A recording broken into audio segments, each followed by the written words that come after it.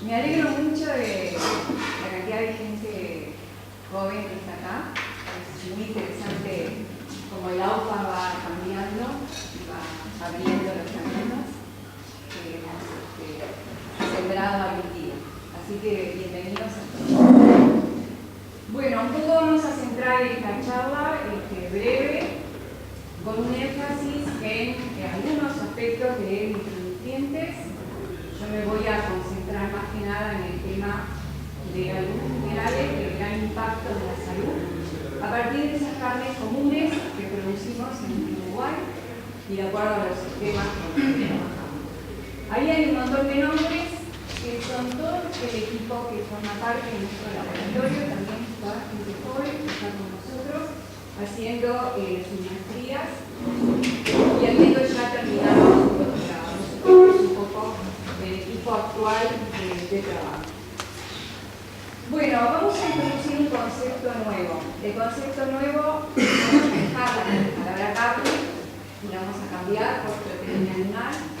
Y esto es en virtud de los nuevos discursos que están apareciendo en una población importante que consume, pero que no quiere de repente consumir algo que se parezca a un animal. Entonces empezamos a manejar desde la ciencia otros términos que ayuden a valorizar la carne, que en realidad es un aporte proteico base. Así que este es un concepto nuevo, pero la idea es que esta proteína animal, asociarla por su concentración de nutrientes esenciales a lo que puede dar para mantener el estado funcional, el valor funcional, o sea, el poder hacer algo más de lo que hacemos todos los días, por ejemplo, deporte de alta performance, y un valor salud, que es el que nos vamos a concentrar.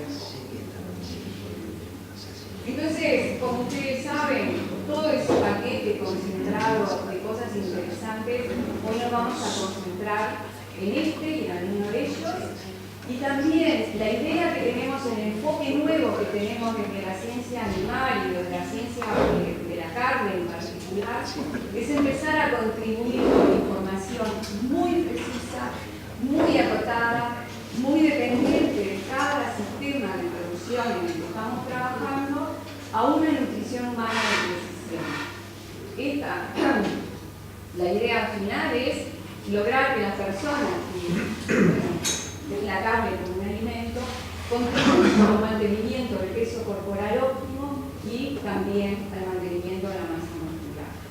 Este impacto en la salud humana hoy se ve porque hay organismos internacionales que dan dos alertas frente a las deficiencias que son de importancia global que están apareciendo en el mundo. Entonces, esos micronutrientes que hoy, porque hemos dado muchas otras charlas en otros ámbitos y hemos concentrado en otro aspecto, pero hoy lo vamos a concentrar en estos minerales por el impacto que a nivel global esto tiene y por el aporte que esta carne, esta proteína animal puede llegar a contribuir a nivel de toda la población. Entonces, ¿cómo definimos la carne o esa proteína animal? Bueno, un alimento extremadamente rico, particularmente rico en esos minerales, y es la mayor fuente de esos minerales, hablando de hierro nítico, selenio y zinc. Tanto es así que esa fuente cárnica es la única que puede aportar ese hierro en forma líquida. Y entonces también esa carne cubre la mayor parte de los requerimientos que tienen los individuos. Entonces hacemos un énfasis particular, y esto es porque nuestro trabajo ha sido tomado como base de datos, ahora lo vamos a mostrar, pero digamos, el primer problema global que entendemos que la carne va a contribuir o contribuye para disminuirlo es la deficiencia en hierro, un problema global, un problema que, digamos, dicho resumidamente, afecta la capacidad intelectual, la capacidad de concentración, la capacidad de memoria, la capacidad de la gente mayor de acordarse de lo más simple del día a día, y es porque justamente ese hierro está en esta vaina de mielina que es la que recubre los nervios y es la que cuando tiene una deficiencia de hierro, su estructura cambia y por lo tanto el funcionamiento nervioso en ese niño.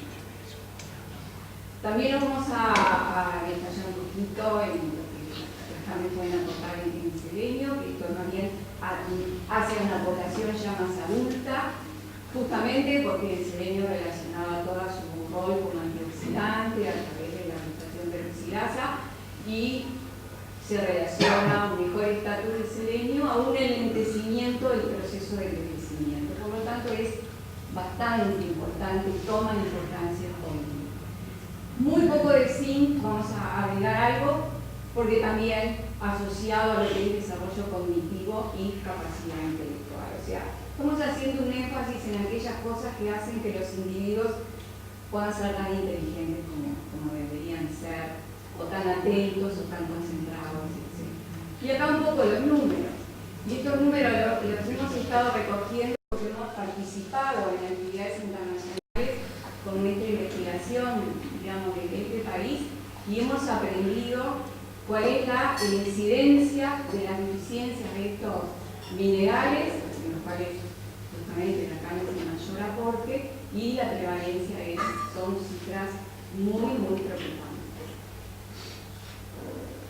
Entonces, el tema se resume que cuando falta la carne en la dieta humana, el riesgo de esa deficiencia, que se llama la CIMD, aumenta en forma lineal y llega a ser hasta un 20%, por ejemplo, en la población de niños y adolescentes del Uruguay, para que tengan una cifra de acá, y cifras hasta 40 y 45 en países donde esa carne falta muchas más veces al año.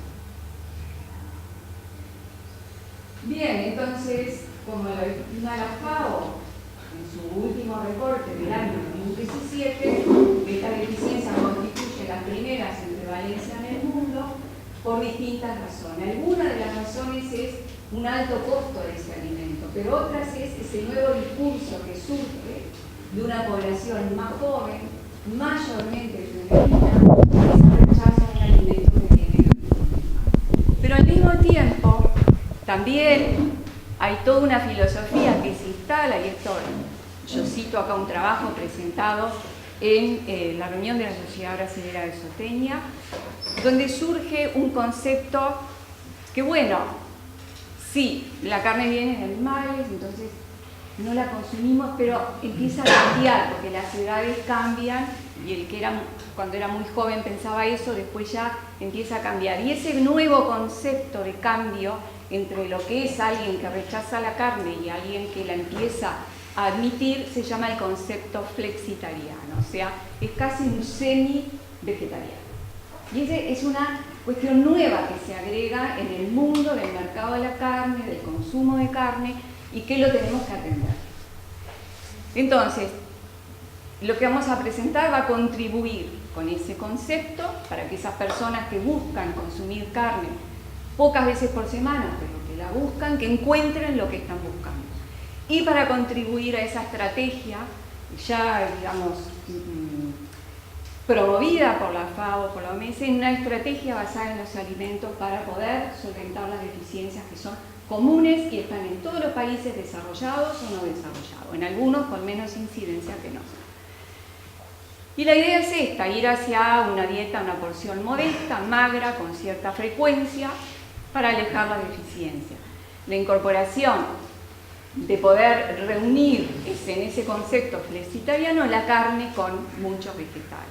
Y para eso se requiere, y ahí está lo que nosotros aportamos, un apropiado conocimiento en relación a estos, específicamente en este caso estos micronutrientes que están en las carnes, en las diferentes carnes, porque el Uruguay también está, por ejemplo, dentro de un plan que se llama los 1000 primeros días de edad, y es difícil saber si todas las carnes contribuyen con lo que se requiere en esos primeros 1000 días de edad o no. Y eso es un poco algo de eso es lo que aportamos.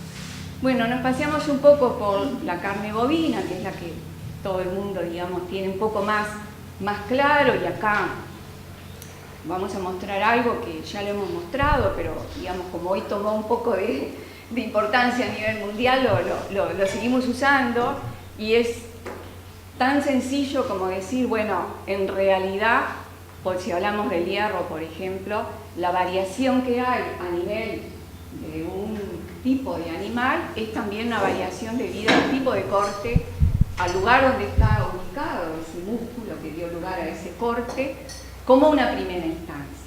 Pero también las diferencias van a ser por el tipo de animal y por la alimentación de los animales. Entonces acá tenemos, por ejemplo, algún estudio más donde esa fracción de hierro hemínico tan valiosa, que solo la tienen los alimentos de origen animal, cómo varían con el tipo de animal. Por ejemplo, estos son Hereford, Bradford, esto es Angus, entonces varía con el tipo, la raza de la que provenga, el tipo de músculo, el proceso de maduración. Acá tenemos la disminución de ese hierro hemínico en una maduración de 14 días, y también cómo es diferente según sea un Hereford, un Bradford o según sea un Angus. El cambio de ese hierro M, cómo varía con el sistema de alimentación. Esto fue todo un trabajo de tesis que se terminó y en el cual seguimos trabajando a mucha más larga maduración hoy, y entonces vemos que hay algunas diferencias debido al sistema de producción, que también eso nos permite diferenciar en algo las carnes y los sistemas de producción nuestros, y los cortes mucho más baratos, o más baratos, digamos, de costo menos alto, que son también accesibles a determinada población, que también son muy ricos en hierro hemínico y que por lo tanto deberían promoverse para cuando se requiere incluir carne en una dieta a un costo no de un corte de carne demasiado valioso. Bueno, esto es un poco más nuevo y en esto estamos trabajando, continuando hoy. Estos son resultados que presentamos en el ICOMS del año pasado y nos parece interesante traerlo porque esto lo estamos continuando. Esto es el hierro hemínico de acuerdo al músculo del animal, esto es en Angus, y esto es en base al sistema de producción. O sea, volvemos a hacer trabajos distintos, volvemos a repetir con otro tipo de animal y volvemos a encontrar la diferencia entre un poco más rico en esas formas de hierro en animales criados a pastura y a cielo abierto que en animales con concentrado. También tenemos, porque nos continuamos como un puzzle, continuamos agregando las piezas para comprender cómo esto varía a más días de maduración, es un trabajo que hoy está en curso.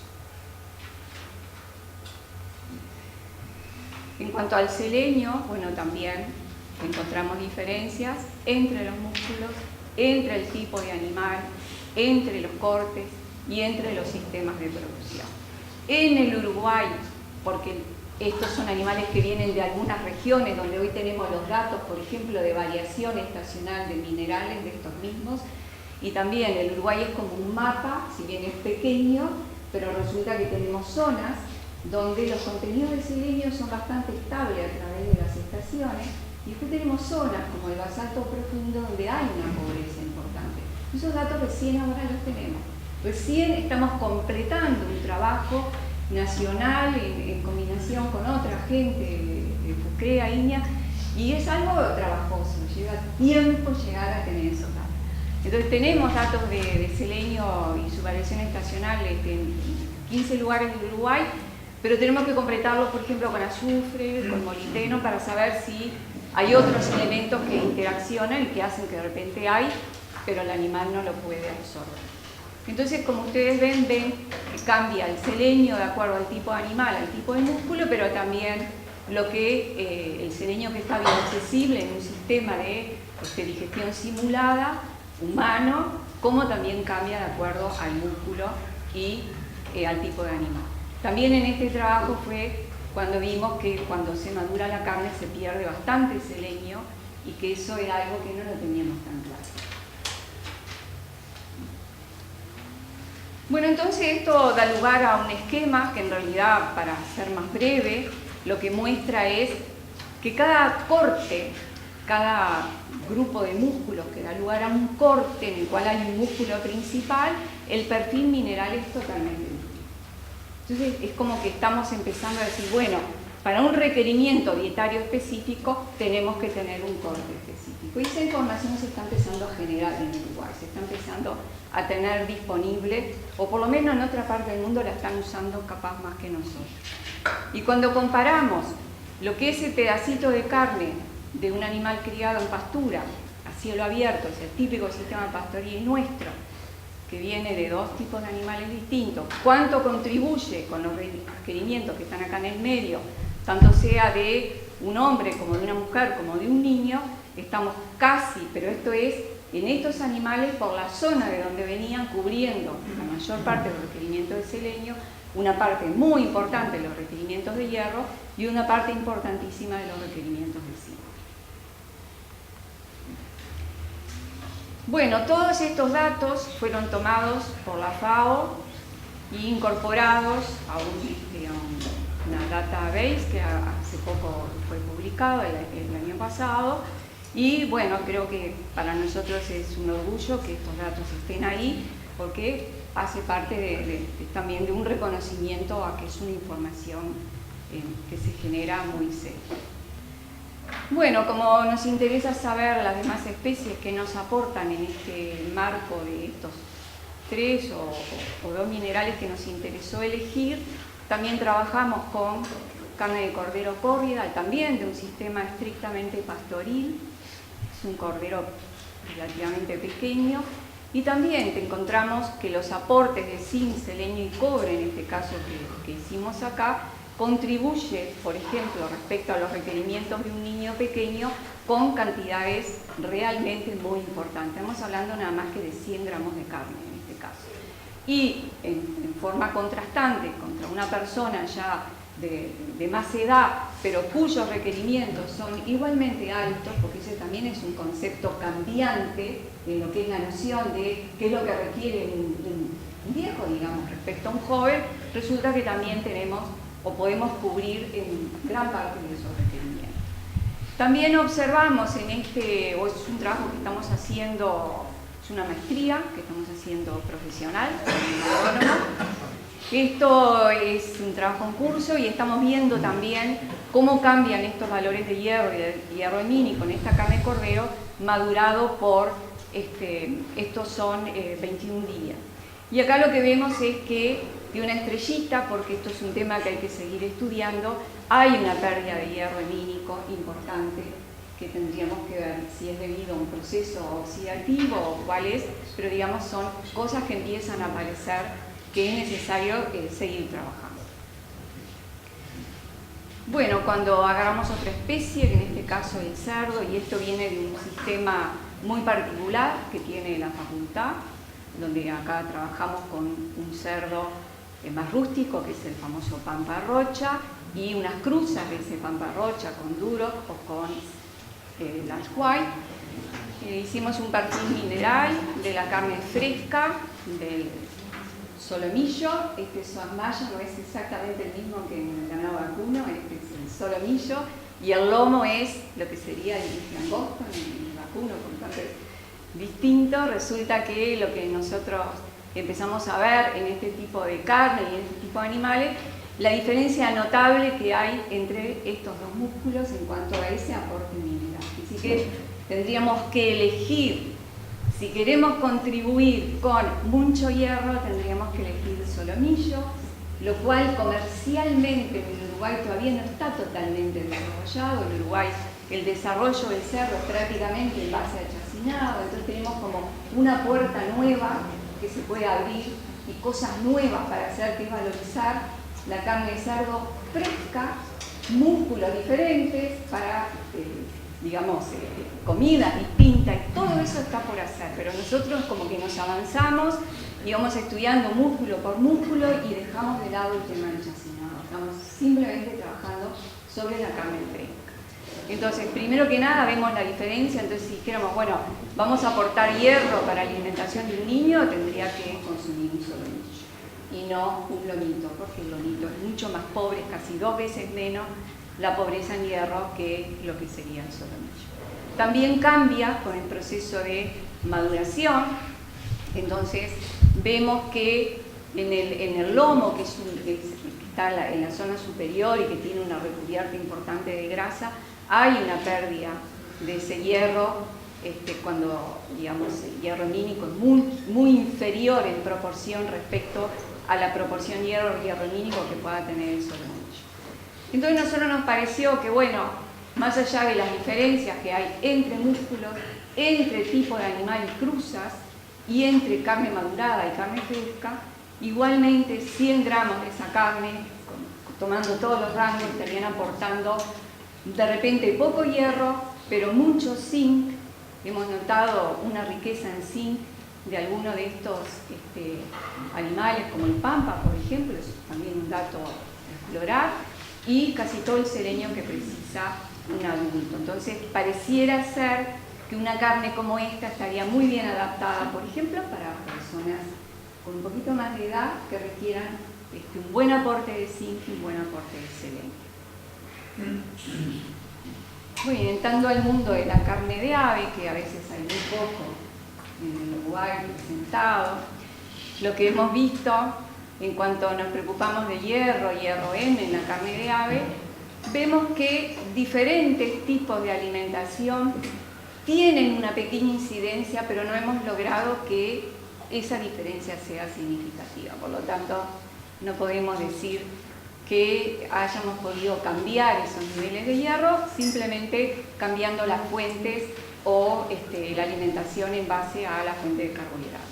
Sí podemos decir que un ave, un pollo, criado en un sistema orgánico, es muy raro en el Uruguay este sistema, solo lo tenía un grupo de productores, lo trajo hecho acá en Uruguay, y un sistema convencional, estos son animales en una cría totalmente tradicional, no hay soja, y este es un sistema orgánico donde la base del cereal era sorgo, y justamente la respuesta que tuvimos, bastante más hierro en cualquiera de los músculos, aunque en el pollo claramente hay una diferencia entre la pechuga y la pata, entonces también tenemos diferencia con el tipo de músculo. Si tuviéramos que recomendar, recomendaríamos la pata para un niño, la pechuga para un mayor. Y en otro trabajo que estamos haciendo, lo que observamos es que cuando se agregan antioxidantes a la dieta de las aves, sí tuvimos un cambio importante en, esto es hierro hemínico, tuvimos un cambio importante con cualquiera, más que nada con una de las fuentes orgánicas de selenio, y también vemos la diferencia entre los músculos. Siempre el pectoralis, o sea la pechuga, es mucho más pobre, digamos, que el gastrocnemius o los músculos de muslo y la pata. Y no, perdón, esto es selenio, perdón, acá me equivoqué. Esto es el selenio incorporado en esos músculos, y esto es un agregado que hicimos de ver qué pasaba con el hierro, y sí encontramos que aquellos que tenían un poco más de selenio incorporado al músculo también tienen notoriamente más hierro hemínico incorporado o mantenido sin que se haya oxidado o cambiado en ese músculo. Probablemente sea algo interesante que aquellas dietas donde se incluye un tipo de antioxidante, que en este caso el selenio, podemos mejorar el contenido de hierro de una carne que ya de por sí es relativamente pobre en hierro. Bueno, muy bien, me faltan 6 minutos. Entonces, los mensajes en esta charla corta, los mensajes es que hay que trabajar mucho y hay que definir perfiles minerales, porque estos difieren con la especie animal, con el tipo de músculo, con el sistema de producción, con el tipo de alimentación, por lo menos lo podemos mostrar más en aves, con los procesos de maduración, como puede ser la carne bovina, pero otros procesos que se pueden agregar en la carne de ave o en la carne de cerdo, que esta carne, el aporte mineral que tiene de estos 3 minerales es de alto valor nutricional y de muy difícil sustitución. No es tan sencillo, el frasquito no sustituye exactamente el hierro hemínico que hay adentro de un pedazo de carne. Es ese hierro el que debería contribuir para disminuir realmente las deficiencias, que es un poco una especie de aspecto negativo que podemos tener nosotros acá en el Mercosur, grandes productores de carne, Y entonces, considerando algo del aporte que estamos haciendo en investigación, diferentes carnes, diferentes cortes se adaptarían a diferentes necesidades dietarias.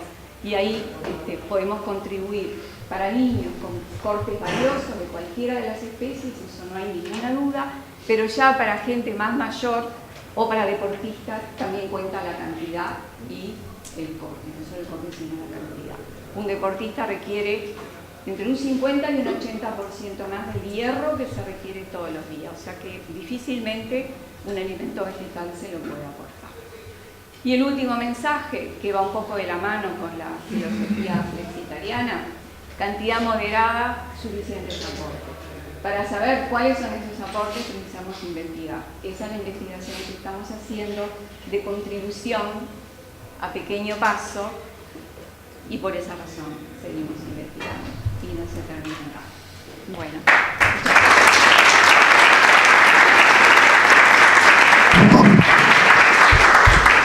Muchas gracias, doctora. Y tenemos un tiempito para 2 o 3 preguntas. ¿Alguna pregunta? Sí. Sí, yo quería saber si las experiencias que tienen en pasturas, qué tipo de pasturas, si tienen en campo natural, pastura mezclada. De todo. Pero ¿cómo han dado con respecto a los minerales? No, nos ha dado mejor cuando es... Lo que pasa es que es campo natural de determinada zona. Son un poquito diferentes los campos naturales. O sea, hoy tenemos alguna descripción de algunas zonas del Uruguay donde son claramente más pobres, los suelos son más pobres, la geología, lo que está abajo da un poco más de pobreza, pero después tenemos el tapiz vegetal que tiene particularidades. Hay plantas que captan más mineral aunque haya poco y hay plantas que no. Bueno, esa botánica, esa diferencia de especies, y los que hacen pastura acá lo saben, eso es lo que en realidad define un poco lo que después es un trabajo que estamos haciendo, pero es de lento avance, porque son demasiado grandes, los recursos no cubren todo eso, pero vamos llegando, vamos llegando. Hoy alguna asociación con lugares tenemos, pero no está completo, entonces no podemos decir, si justo lo que trabajamos en Rocha, como nos dio un poquito más de selenio, que entonces esos animales nos dieron con riqueza de selenio, pero hay zonas en Uruguay que son pobres en selenio. Pero dentro de una misma zona, probar campo natural y pasturas mejoradas no tienen. No, no lo hemos hecho todavía. Gracias. Bueno, muchas gracias. ¿Otra pregunta? David. Why is there such a difference from muscle to muscle from animal to animal? La pregunta, dice la pregunta, dice. No, dice que las diferencias, ¿a qué se deben las diferencias entre músculos? Mainly refer to the iron or sí, yo quiero ver el punto de vista referido al hierro, porque también da las diferencias entre músculos en el contenido de hierro. Las diferencias son entre músculos, porque el músculo está ubicado en zonas working o no working.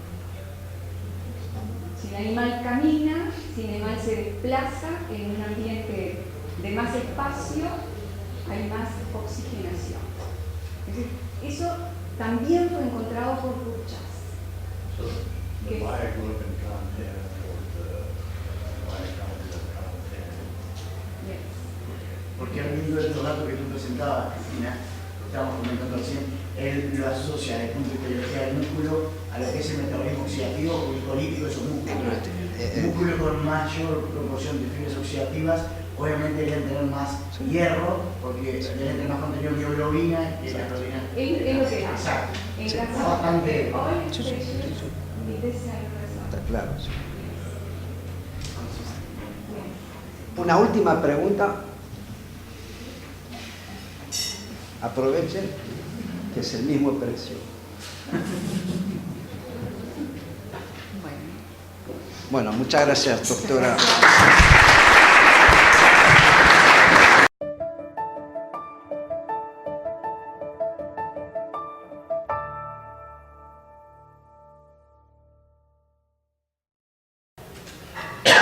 Bien, yo dije la palabra miel y todos ustedes habrán generado un concepto, una idea.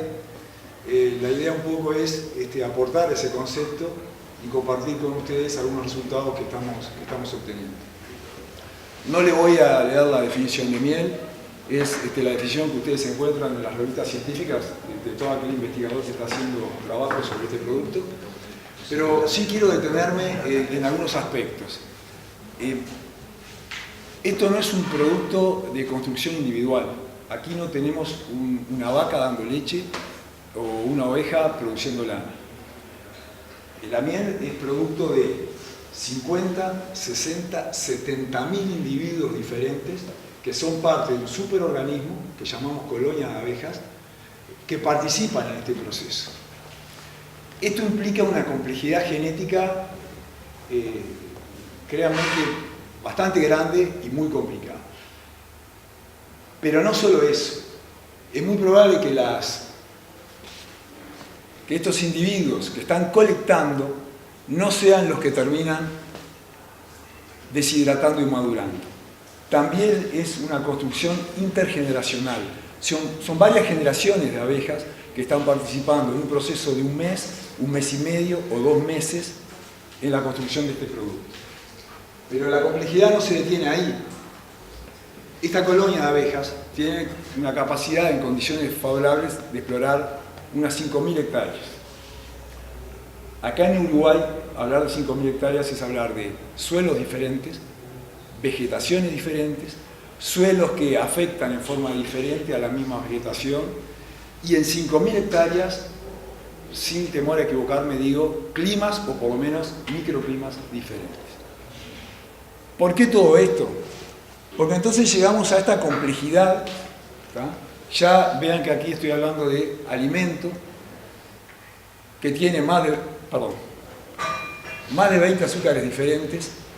No solamente los azúcares son diferentes, la relación entre ellas son diferentes. Y bueno, después, principalmente en trabajos europeos, que nombran más de 180 sustancias diferentes entre enzimas, aminoácidos libres, ácidos libres, macrominerales, microminerales, con la importancia que la doctora Cabrera acaba de explicar en su ponencia. Y además de considerarlo un alimento, y capaz que podemos ver algo, es una herramienta de monitoreo ambiental, tanto químico como biológico. En definitiva, me gustaría que retengan esto. No veamos la miel como un edulcorante, simplemente como algo que endulza, como un azúcar. Bien, ¿qué ha hecho el mundo hasta ahora con este producto? Bueno, ha tratado de caracterizarlo por origen botánico. Ahí tenemos una gran división entre monoflorales y multiflorales, o mal llamadas milflores. No está mal dicho, no hay mieles milflores. No son 1000 flores las que generan 1 kilo de miel, son muchísimos millones de flores. Y tampoco he visto en la bibliografía que he revisado análisis polínicos donde se presenten 1000 flores diferentes. Como también hablar de monoflorales es una construcción humana. No hay mieles monoflorales. Sería una desventaja evolutiva o competitiva muy grande para un individuo alimentarse exclusivamente de un recurso floral. Es una construcción humana y quedémonos por ahora con este concepto. También por origen geográfico. Bueno, ustedes me dirán, sí, el origen geográfico me puede estar garantizando un determinado origen botánico. En realidad el origen geográfico también importa por varios aspectos. En Europa, ustedes saben, hace algunos años hubo un accidente nuclear, el accidente de Chernobyl. Los consumidores prefieren no consumir productos de áreas que están contaminadas. No solamente con radioactividad, también cuencas industriales con siderurgia pesada, metales pesados. Yo no soy médico, no voy a hablar de los daños que pueden producir esos metales en la salud humana. Los consumidores prefieren esquivar o evitan consumir productos de áreas que se saben que tienen ese grado de contaminación. En Estados Unidos también hacen mucho más énfasis en el color. Los americanos son más pragmáticos, el color es lo primero que se ve en la miel, y el color, el consumidor lo asocia a un origen botánico, lo asocia a un sabor o a un aroma determinado que diferentes consumidores de diferentes regiones prefiere. En definitiva, en el mundo se están buscando parámetros por diferentes métodos de laboratorio muy complejos que puedan certificar el origen de esa miel que se está consumiendo. Y también hay una complejidad estadística, o sea, se buscan en los análisis de las sustancias que se están encontrando, bueno, sustancias que puedan ser marcadoras e identificadoras de un tipo de miel. Toda esta complejidad se hace por algo y tiene su premio. Si ustedes ven este cuadro, que son predios de exportación, vean los precios que se obtienen en Europa por trabajar en miel, por caracterizar miel, por diferenciar la miel. Y me quiero detener en Nueva Zelanda con este precio que parece fuera de escala. Nueva Zelanda, un país que está a nuestra misma latitud aproximadamente, un país que hace 300 años no tenía producción apícola porque no había abejas europeas, al igual que en Uruguay, un país que tiene mirtáceas nativas, como también tenemos nosotros, encuentran una mirtácea nativas, Leptospermum scoparium, si no me equivoco, manuka, encuentran propiedades donde casi no hablamos más de un alimento, pasamos a hablar de un medicamento. Bien, ¿qué está pasando en Uruguay?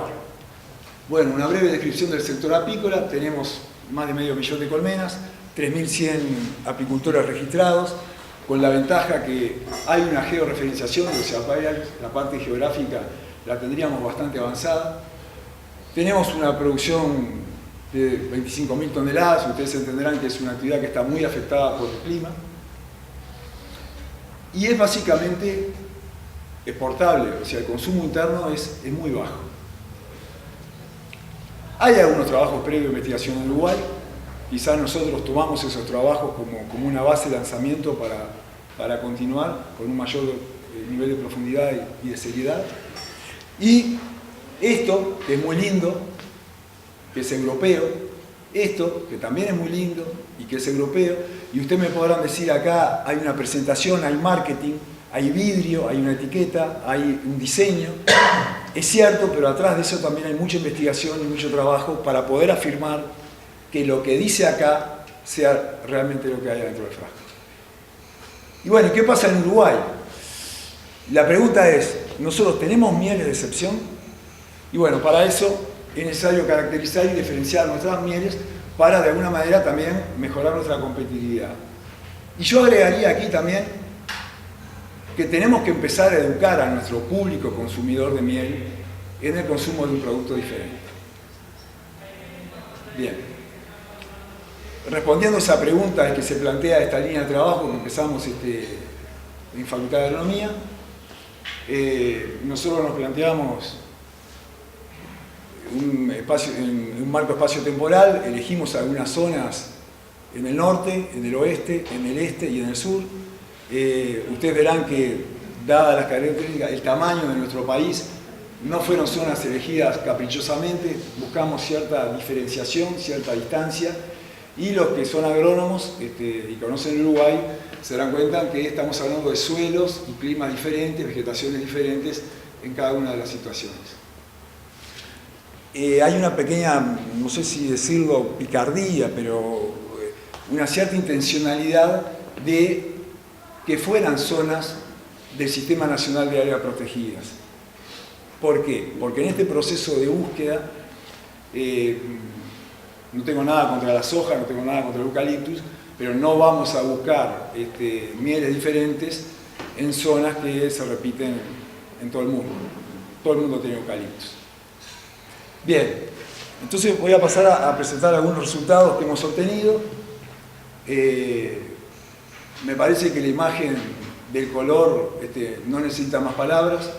Hemos encontrado diferencias significativas entre las zonas, también dentro de una zona, para todos los parámetros de color que hemos estudiado por el método de la Comisión Internacional de Clerage, o sea, el L, A, B y después el cálculo del hue y el croma, bueno, dieron todos estadísticamente significativos. Y después hemos encontrado algunas diferencias en el porcentaje de proteína, en conductividad, En conductividad en realidad la encontramos entre temporadas. En acidez, acá tendríamos que preguntarnos, bueno, cuáles son los ácidos libres que están provocando esa diferencia. Y bueno, y esto nos lleva a poder hacer algunas afirmaciones, ¿no?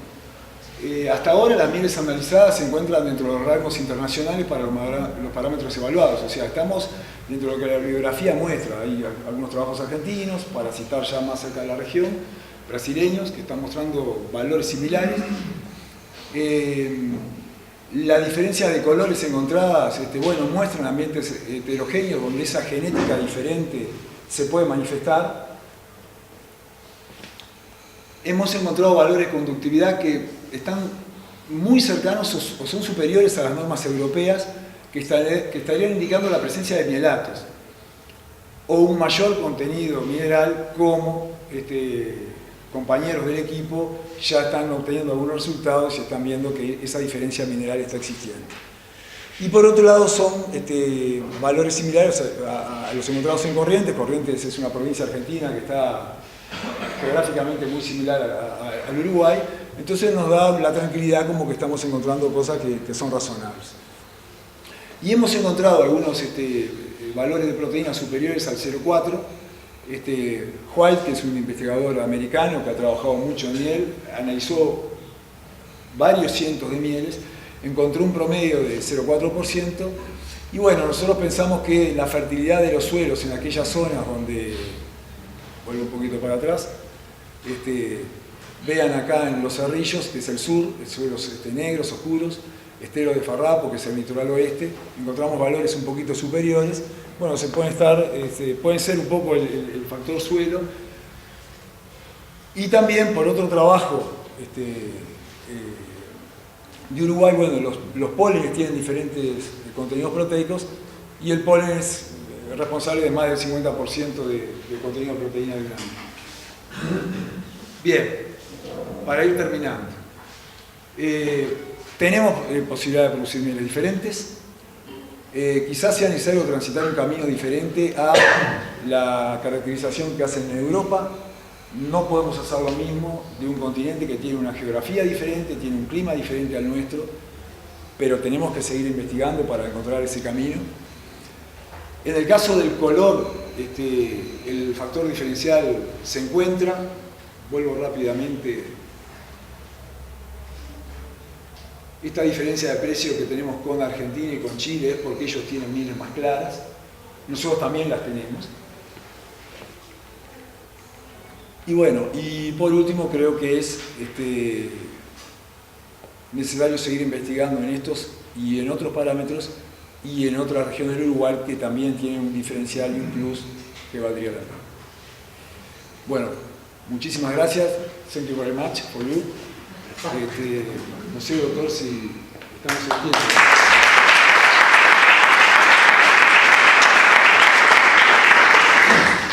Muchas gracias, ingeniero. ¿Alguna pregunta? Tenemos tiempo para una pregunta de medio. ¿Tiene trabajo con abejas nativas? No. En realidad, veo que yo puse el Códex Alimentarius y las normas europeas. Las normas europeas hacen énfasis en que la miel es de apis mellifera. O sea, hacen ese énfasis. Hay abejas nativas en Uruguay, hay abejas nativas en el sur de Brasil, hay gente que está empezando a trabajar sobre melipona. Yo sinceramente, son muy simpáticas porque no tienen aguijón, y es lo único que sé. Me dijeron que se defienden igual, a pesar de no tener aguijón, pero no, realmente no le puedo contestar eso. No, en los semilleros de leguminosas, flor blanco, por ejemplo, ¿qué pasa con el color de la miel y con la proteína? ¿Quedan datos? Bien, bueno, ya es parte del trabajo de un compañero. Encontramos mieles que dentro de la caracterización, esa convención más bien europea, encontramos mieles monoflorales para lotus, por ejemplo.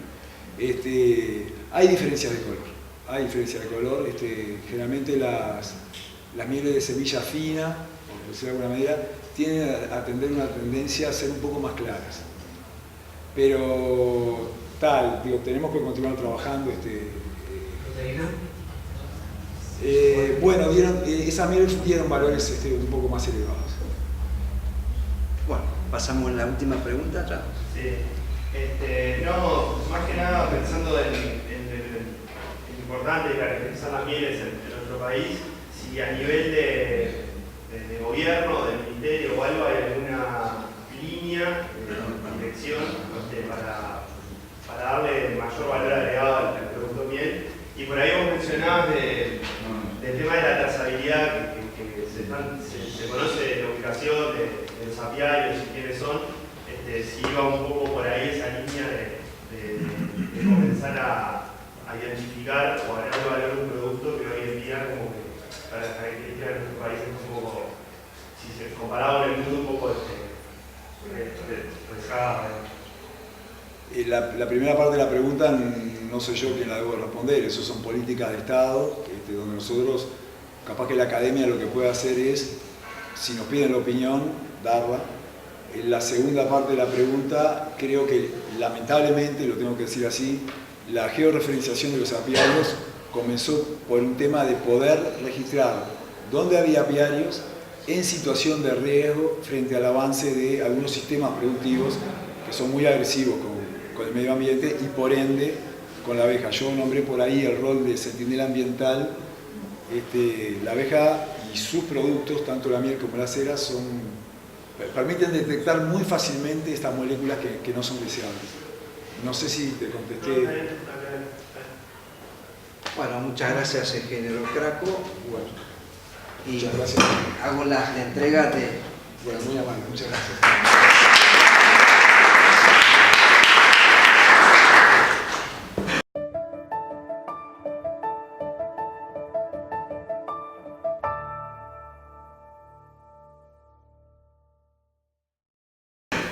Bueno, ahora tenemos el gusto de recibir a la doctora Lucía Grille para presentarnos el trabajo que tiene como título Calidad de leche y su impacto en la industrialización.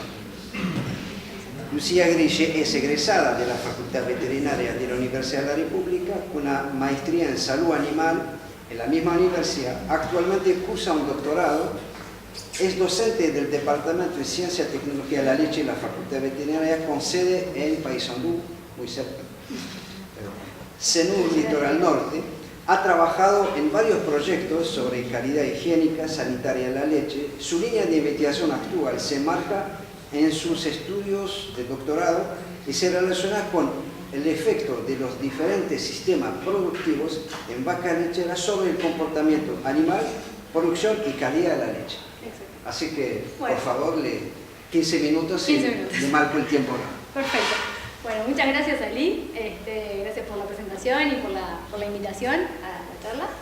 Y bueno, lo que yo les voy a comentar, les voy a hablar sobre la calidad de leche y su impacto en la industrialización. Lo primero que tenemos que definir es la calidad de leche. La calidad de leche a nivel de la industria se define como calidad higiénica, calidad sanitaria y calidad de composición.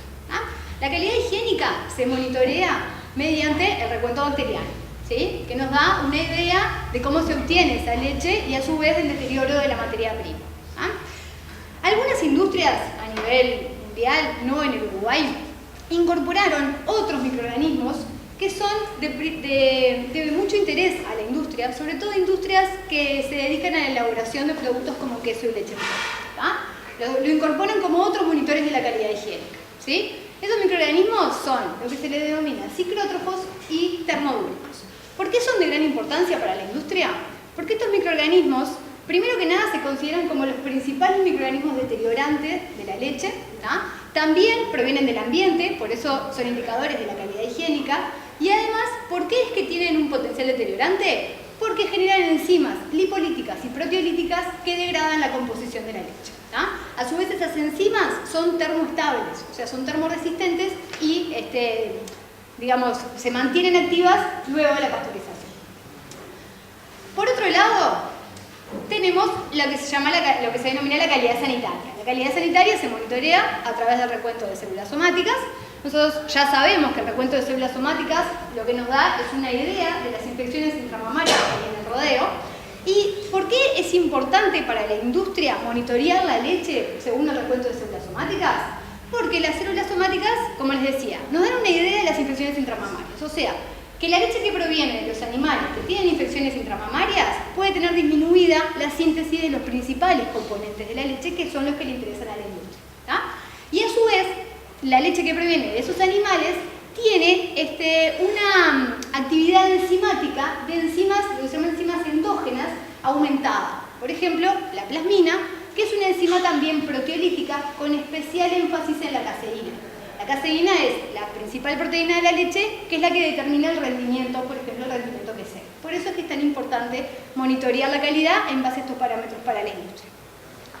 A la industria también le interesa la calidad de composición, justamente por lo que decíamos, de que estos componentes son los que van a ser la materia prima para la elaboración de sus productos. Además, algunos de estos componentes, como la materia grasa y los ácidos grasos, le dan un valor agregado a la leche.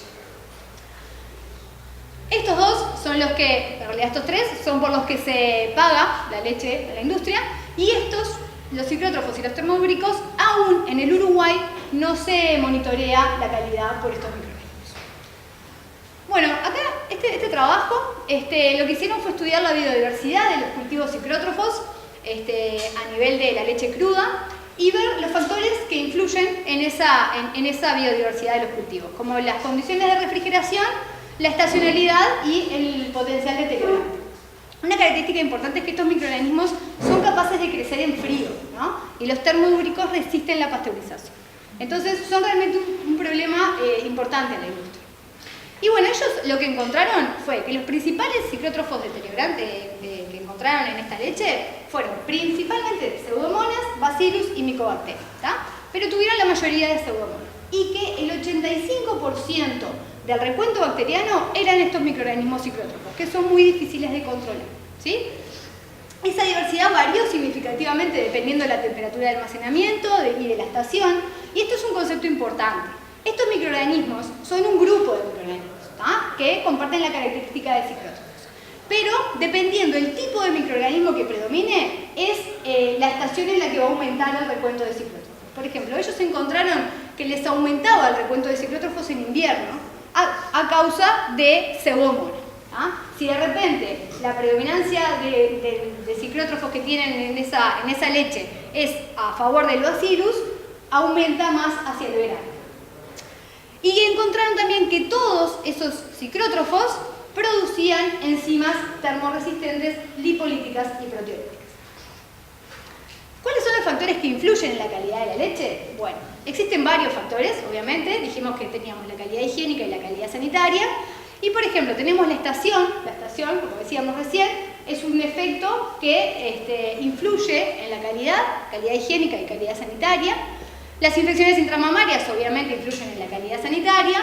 El clima, el estado de lactación, sabemos que los animales, la vaca lechera, al final de la lactancia aumentan, por ejemplo, el recuento de células somáticas.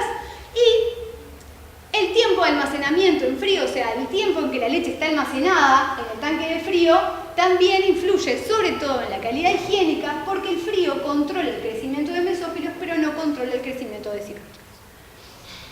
¿Cómo es la situación regulatoria en el Uruguay sobre el tema de calidad de leche? Bueno, nosotros tenemos un Sistema Nacional de Calidad de Leche. La última modificación fue en el año 2013, que se puso en práctica en el año 2016, y regula los límites de recibo a planta, o sea, los límites que tiene que tener la leche para poder ingresar a la planta, ¿tá? Cada vez en la última modificación se hizo más exigente, y a su vez tomando en cuenta estos parámetros de calidad, el recuento bacteriano y el recuento de células ópticas, ¿tá? Calidad higiénico-sanitaria.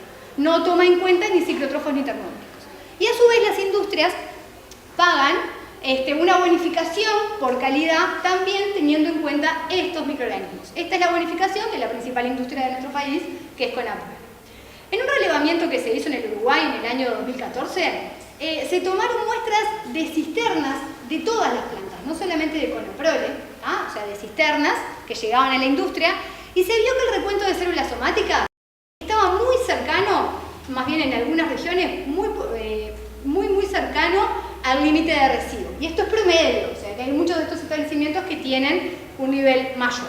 Y el recuento bacteriano, si bien está muy cercano al límite de bonificación, mucha de la bibliografía determina de que este nivel es muy alto. Una leche de buena calidad higiénica no debe superar las 5.000, 10.000 unidades formadoras de leche. Entonces, ¿por qué es importante para nuestro país conocer la calidad de leche y los factores que influyen en la calidad? Bueno, como todos sabemos, Uruguay es un país básicamente exportador, exporta el 70% de la leche que produce y además el 90% de esa leche se industrializa. Y las industrias producen, o sea, esa leche es la materia prima para la elaboración de los productos que se exportan. O sea que la calidad de la leche tiene que ser muy importante y es muy importante justamente para nuestro país, que es un país básicamente exportador. Entonces, conocer los factores que influyen en esa calidad son de vital importancia para estas industrias exportadoras y además, como decíamos, la calidad higiénico-sanitaria tiene una gran importancia, no solamente a nivel de la inocuidad, sino también a nivel de la eficiencia de los procesos industriales. Como decíamos, una leche con alto recuento de células somáticas puede influir en la calidad organoléptica de los productos y estos microorganismos que les hablábamos deteriorantes también influyen en este tipo de productos. Entonces, en Uruguay no existía hasta el momento de la organización de este trabajo que les voy a presentar ahora, que es parte de mi tesis de maestría,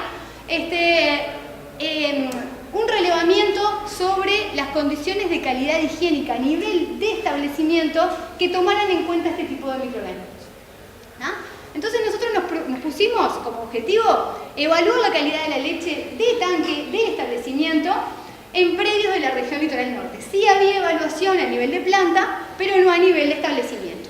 Y estudiar los factores de variación, o sea, la asociación entre esos indicadores de calidad higiénica y de composición, principalmente caseína y fracciones de caseína, que era lo que les interesaba a las industrias, con la estación y el tiempo de almacenamiento en tanque de frío, cómo influía principalmente en la calidad higiénica, sobre todo en estos microorganismos deteriorantes como los ciclótrofos.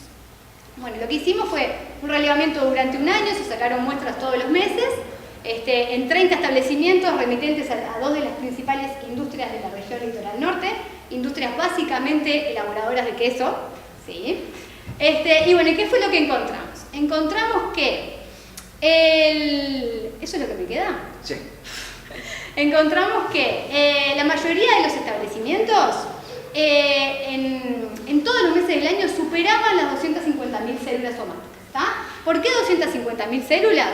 Porque es lo que dice la bibliografía, que a partir de ahí es cuando se empiezan a encontrar defectos en los productos, desde el punto de vista del yogur y del queso. En cuanto a la estación, bueno, se vio que todos los parámetros aumentaron en el verano, excepto el recuento bacteriano total. Pero, si bien el recuento bacteriano total se mantuvo, el recuento de ciclótrofos aumentó exponencialmente hacia el verano. O sea, si bien el recuento bacteriano total estaba dentro de los límites de calidad, el recuento de ciclótrofos estaba muy aumentado, al igual que el recuento de termodúricos. En cuanto a la caseína, sucedió lo mismo. En el verano disminuyeron mucho la caseína y las fracciones de caseína. Entonces, en cuanto a los resultados y comparándolo con las reglamentaciones nacionales e internacionales, vemos que el recuento de ciclótrofos no tenemos reglamentación nacional, pero los valores se encontraban muy por encima de la reglamentación de la Unión Europea, sobre todo en el verano. El recuento de termodúricos también estuvo en todas las estaciones por encima de este límite, que es el límite de Fonterra, 1.500 unidades formadoras de colonia. Nosotros en el verano superábamos ampliamente. En cuanto a las células somáticas, también en todas las estaciones del año encontramos un aumento por encima del límite. Y la calidad de composición la comparamos con un trabajo que hizo Irigoyen en el 2010 y nos dio en todas las estaciones por debajo, sobre todo en verano. Entonces, esto, digamos, ¿a qué corresponde? ¿Por qué se puede haber dado esos valores tan altos en verano, esa disminución de la calidad? En cuanto a la calidad sanitaria, decidíamos hoy, bueno, el verano es la estación más difícil de controlar los microorganismos y nosotros encontramos que el recuento de ciclótrofos estaba dado no por la pseudomonas, que nosotros fue lo que aislamos según la bibliografía, porque solamente tenía un 2% de los ciclótrofos eran pseudomonas, o sea que era a causa de otro microorganismo, porque era melano. Pensamos que puede ser bacillus, como indica la bibliografía. En cuanto a la calidad higiénico-sanitaria, bueno, sugerimos que el estrés calórico que presentan los animales, sobre todo en la región litoral norte, influyen en la calidad sanitaria, en el recuento de células somáticas y en las infecciones intramamarias. Y también el final de la lactación, la mayoría de los partos de los establecimientos eran estacionales, con partos de otoño, entonces estaban al final de la lactancia en el verano y eso también puede contribuir al aumento de células somáticas en esa estación. Coincidiendo con la bibliografía. La disminución de la caseína, bueno, si bien la composición tiene tiene varios factores que influyen en la disminución de la caseína, nosotros sugerimos que, como también aumentaron los ciclótrofos y aumentaron las células somáticas, pensamos que el aumento de la actividad enzimática proteolítica puede haber influido también en la disminución de la composición. En cuanto al tiempo de almacenamiento en frío, observamos, lo que hicimos fue comparar a las leche almacenada a las 48 horas y a las 48 horas y leche almacenada a las 24 horas, que son los tiempos que la industria levanta la leche a nivel del establecimiento, ¿no? Y no encontramos efecto en ninguno de los parámetros estudiados, excepto en los ciclótrofos, donde las 48 horas aumentaron. Esto coincide con lo reportado por la bibliografía, y esto justamente se da porque el frío controla el crecimiento de mesófilos, pero no controla el crecimiento de ciclótrofos, además generando un ambiente más propicio para crecer este tipo de microorganismos. Entonces, conclusiones. Encontramos una asociación entre la estación y la calidad de la leche. El verano es considerada una estación crítica en la obtención de leche de calidad, porque afecta a los parámetros de calidad, excepto el recuento bacteriano total, que se mantuvo por debajo de los límites reglamentarios. Por lo tanto, sugerimos que es importante evaluar la calidad higiénica e incorporar otros microorganismos para evaluar la calidad higiénica, como ciclótrofos y termodúcticos. Y el mayor tiempo de almacenamiento afectó negativamente la calidad higiénica de la leche, como era de esperar. Muy bien, muchas gracias.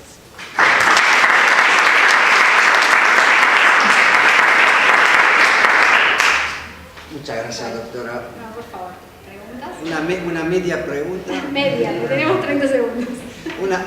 ¿Alguna pregunta, por favor? Sí. Bueno, tengo dos pequeñas preguntas. Sí, cómo no. La primera es, ¿cuál es el estado actual de la higiene del ordeño en Uruguay en relación con la variabilidad en la calidad de la leche? Y la segunda es más bien desde el punto de vista del consumidor.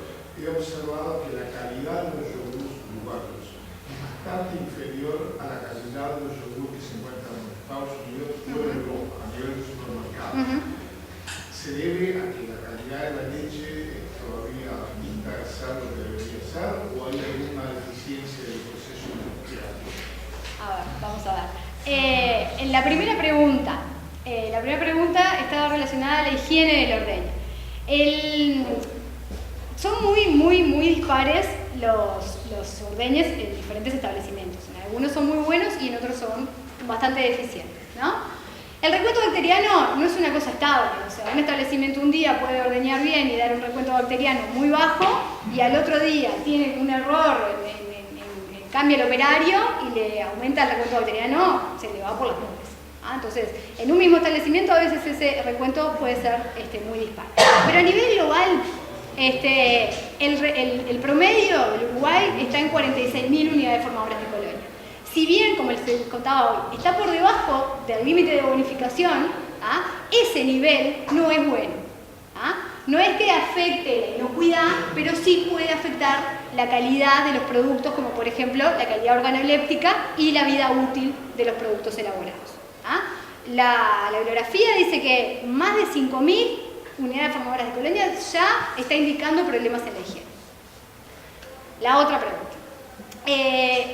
Eso yo en realidad no lo sabría contestar, pero viendo los promedios del recuento, yo pienso, ¿no? Es una opinión totalmente personal, viendo los recuentos que hay de células somáticas y bacteriano, puede ser que eso esté influyendo en la calidad organoléptica de los yumos, por la calidad de la materia prima. Por favor. Una pregunta más, por favor. Sí. Capaz que relacionado con el tema que a mí me interesa. Sí. ¿Considerarías el propóleo como microbiano natural la posibilidad de estudiarlo por el control de algunos de estos organismos que la higiene al campo? Entendí. Como que el propóleo sea un indicador de calidad de higiene. No. Si considerarías poder investigar o considerarías la posibilidad de explorar el uso del propóleo como un antibacteriano en el higiene del campo para minimizar un poco los problemas que están planteando. Podría ser, sí. O sea, no sé qué microorganismos controla el propóleo. ¿cuál? Sí, la verdad que no tengo idea de eso. ¿Alguno de los que mencionaste? ¿Los controlan? Sí, podría ser, sí. Yo creo que igual el control de la higiene del establecimiento es un tema de capacitación de los operarios y de manejo de los operarios, ¿no? Eso es una cosa bastante básica, pero a veces muy difícil de lograr, que lo lleven a cabo. Creo que con eso, que es un poco más sencillo, se podría lograr, pero sí, se podría intentar. Creo que sí. Hay que ver cómo se implementa eso, porque ya es muy difícil que los operarios hagan lo que en general se pide que se haga.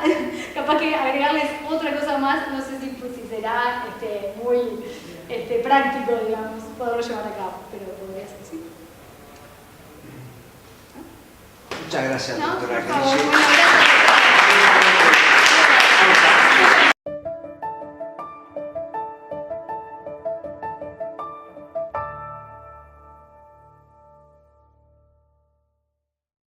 Voy a hacer un galope antipedagógico porque voy a procurar en muy poco tiempo abordar una temática que es bastante compleja y que es bastante amplia, y procuraremos en forma bastante rápida de abordar algunos conceptos. Me voy a hacer pie en Lucía, que ya adelantó varios.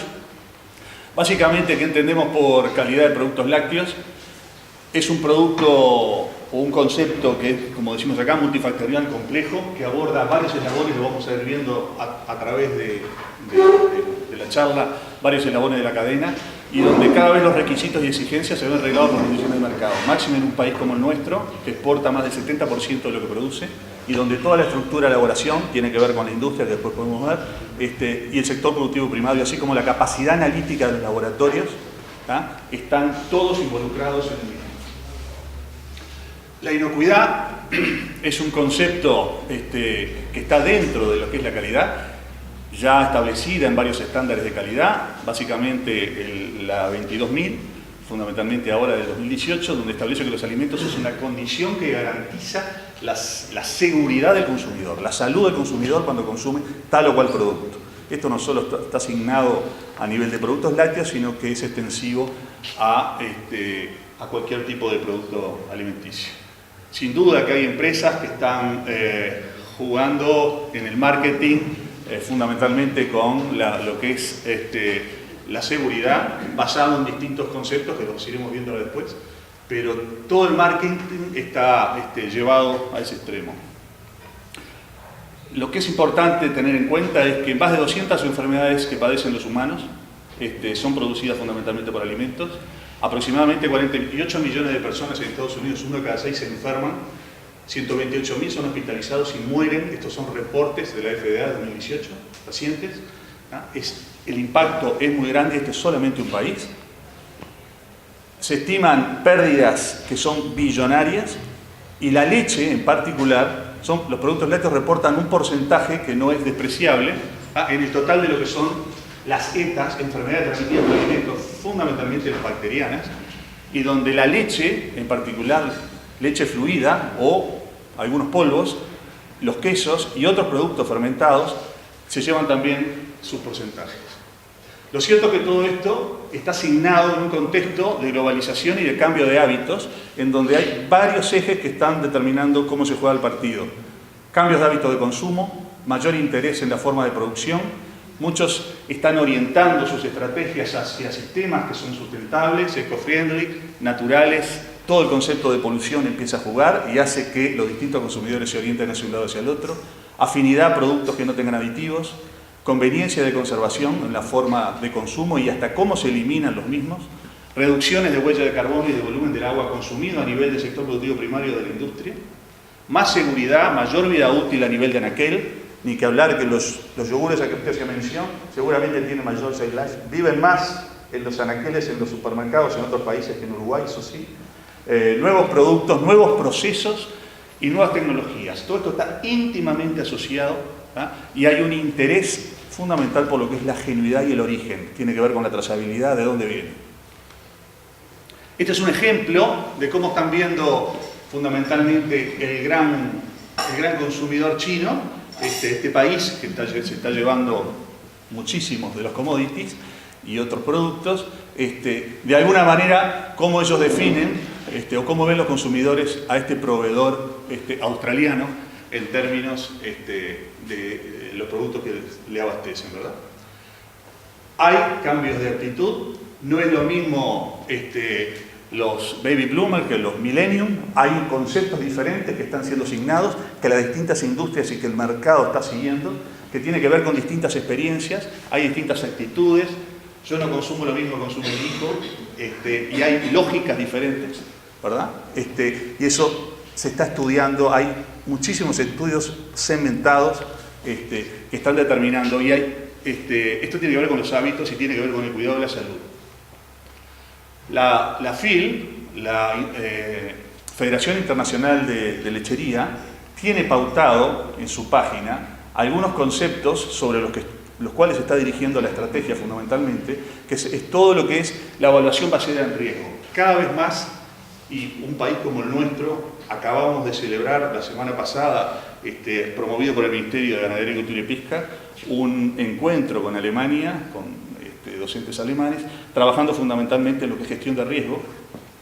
Y tiene que ver con todo esto, con los aditivos en alimentos, las micotoxinas, la resistencia antimicrobiana, es otro de los grandes miedos a nivel internacional que cada vez cobran mayor dimensión y que se acuerdan en las rondas de comercio a nivel de lo que es las rondas del GATT y de lo que es la Organización Mundial de Comercio. Todo lo que tiene que ver con la vida de productos, la fermentación y los sistemas lactoprosidasa para algunos países que no tienen buenas cadenas de frío, tienen condiciones geográficas diferentes. Algunos patógenos que son las vedettes, como la listeria, el Mycobacterium, fundamentalmente las E. coli producidas de determinado tipo de toxinas, y algunos residuos particulares.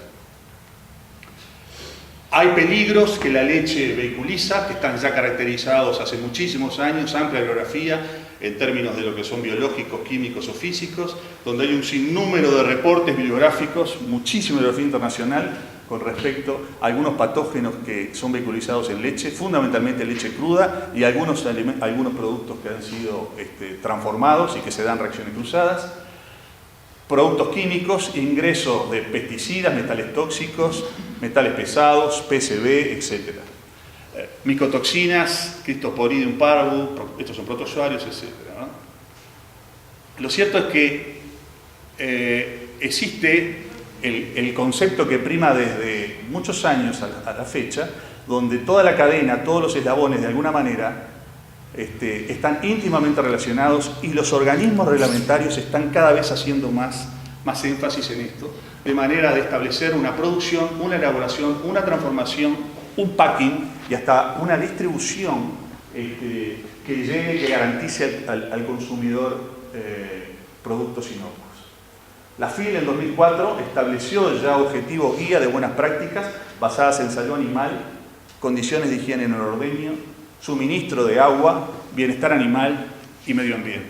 Esto de 2004 a la fecha ha venido evolucionando vertiginosamente en más de una década. Hay muchísimos conceptos y esquemas que se siguen a nivel de países que establecen determinados requisitos. Lo cierto es que la evaluación basada en riesgo, y la FIL lo preconiza, estableciendo sistemas basados en ciencia, políticas que evalúen el riesgo de que haya algún problema, cada día está más sobre la mesa. Hoy los organismos reguladores, y particularmente el Ministerio de Ganadería, Agricultura y Pesca, está asignando esto. La ciencia, y particularmente la academia en Uruguay, debería enfocarse más en esto.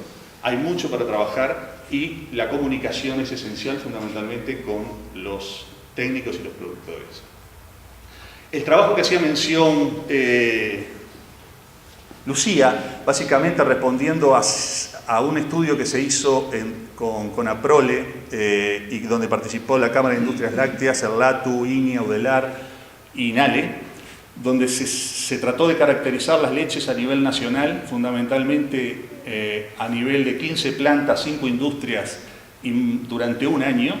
Básicamente arrojan resultados, ya no los voy a reiterar, mencionados por Lucía, donde existen diferencias significativas en términos estacionales. A su vez existen composiciones de macro y micronutrientes que también están bien caracterizadas. Existen valores en términos de los microbianos que algunas podrán ser consideradas aceptables, por lo menos con las normas regionales y de Mercosur, pero que a la hora de competir ameritan un mayor rigor. Y algunos componentes que tienen que ver con algunos plaguicidas o medicamentos que se encuentran establecidos en el Códex, así como algunos metales pesados y radionucleidos. Por si no conocen, el Ministerio tiene un plan de residuos que se establece tanto para carne como para leche, que se hace sistemáticamente a nivel nacional y que permite muestreos al azar estadísticamente representativos que se están haciendo en forma sistemática y que arrojan valores que indican que estamos dentro de lo adecuado. Este es el sistema de pago que utiliza CONAPROLE por franjas. Lo reciente es que acaban ayer o anteayer de discutir ajustar esto.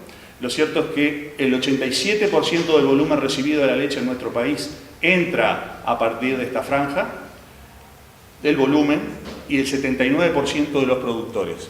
Es un volumen significativo que se encuentra dentro de los cánones establecidos de las 400.000 células y de las 100.000 bacterias. Sin duda que tenemos productores excelentes que están por debajo de eso y tenemos otros que les falta tiempo. Estos son trabajos que hicimos hace ya casi 17, 18 años, que acaba de salir un artículo recientemente que tiene que ver con el impacto que tienen las células somáticas, fundamentalmente a nivel tecnológico. Esto lo hicimos sobre varios quesos hace muchos años a nivel de plantas, trabajando donde el rendimiento se reducía y el enfoque no era solo salud pública por las células y los antibióticos, sino el impacto animal y lo que es la tecnología de procesos. Lo cierto es que en el mundo se está haciendo cada vez más énfasis en esto. Yo hacía mención a la tecnología, se están lanzando equipos en este momento analíticos que permiten la discriminación de las células somáticas, no solamente el número de células, sino también discriminar las células entre polimorfonucleares y lo que son macrófagos. De alguna manera uno puede tener una idea si está frente a un cuadro de estado crónico o una fase aguda de lo que es la mastitis clínica.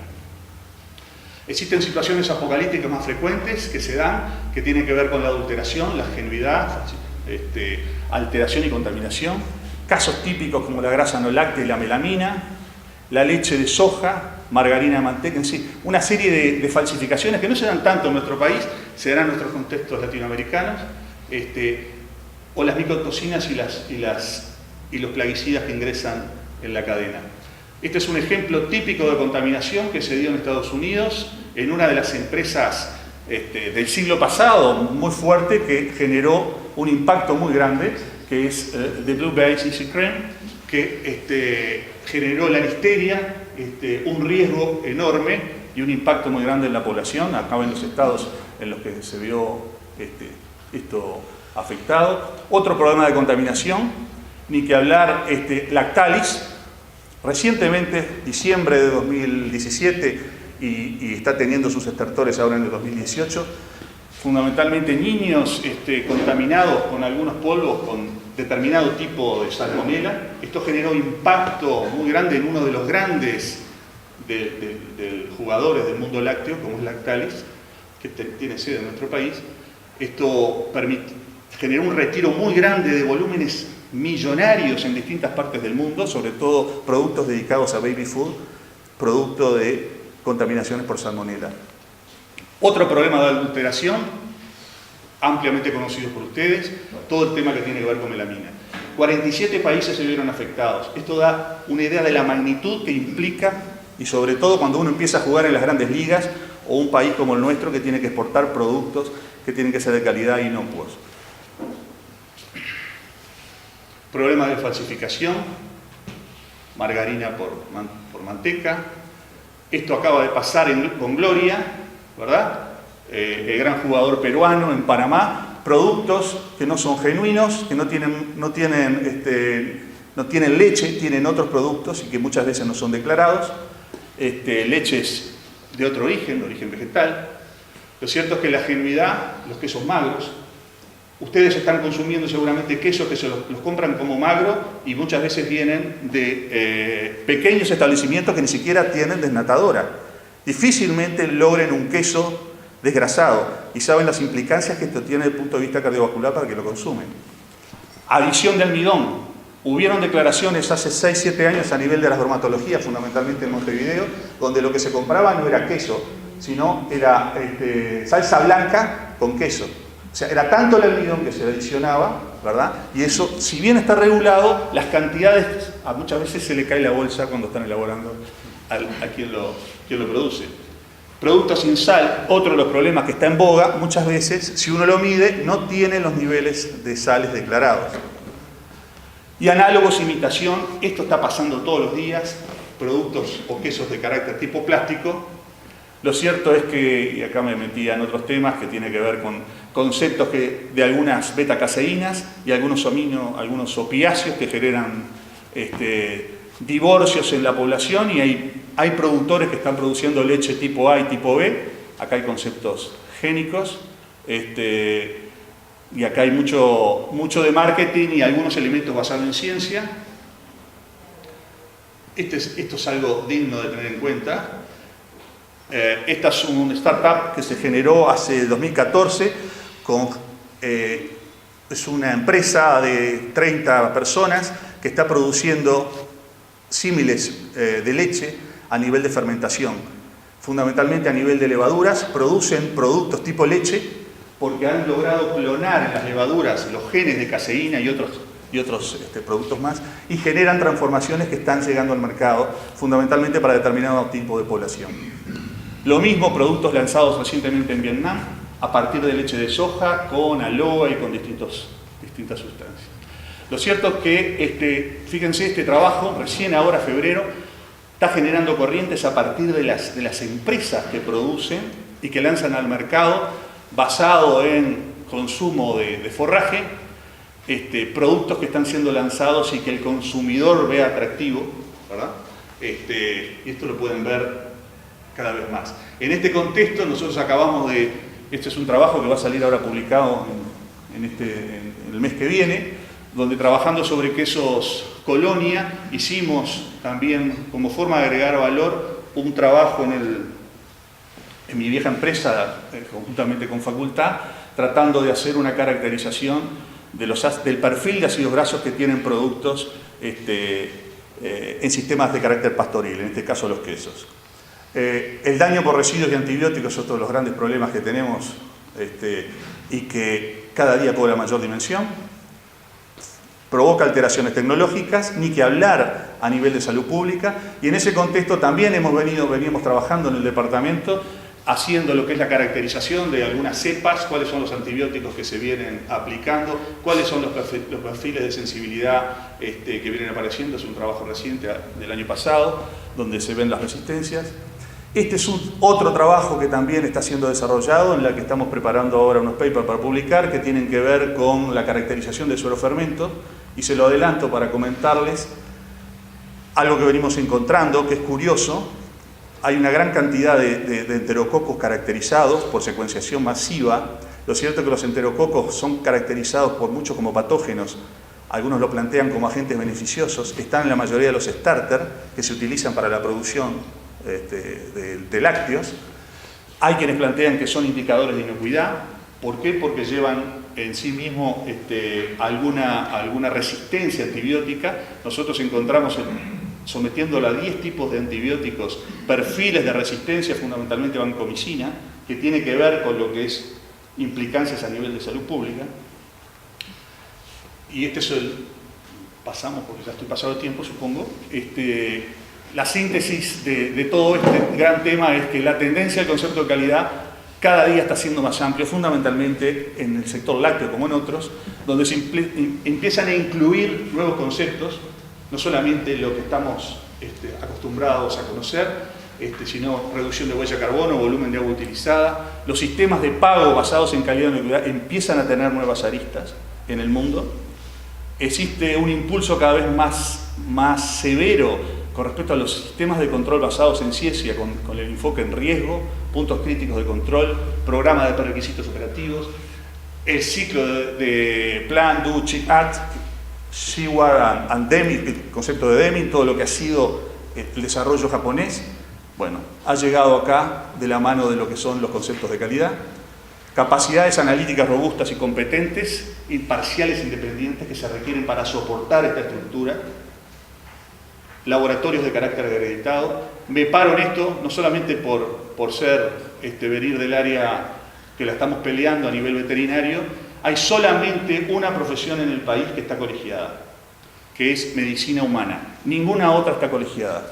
Y la profesión veterinaria logró pasar algunos a nivel de parlamento, y me parece que hay que trabajar en eso con todas las profesiones para que se establezcan los colegios. Son exigencias además que nos establecen los mercados cuando vienen a negociar con nosotros.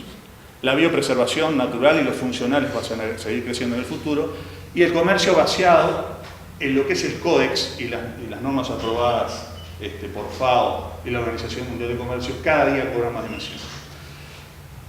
Este galope que les hacía mención es una síntesis muy rápida de muchísimos conceptos. Bueno, estoy a las órdenes si hay alguna pregunta.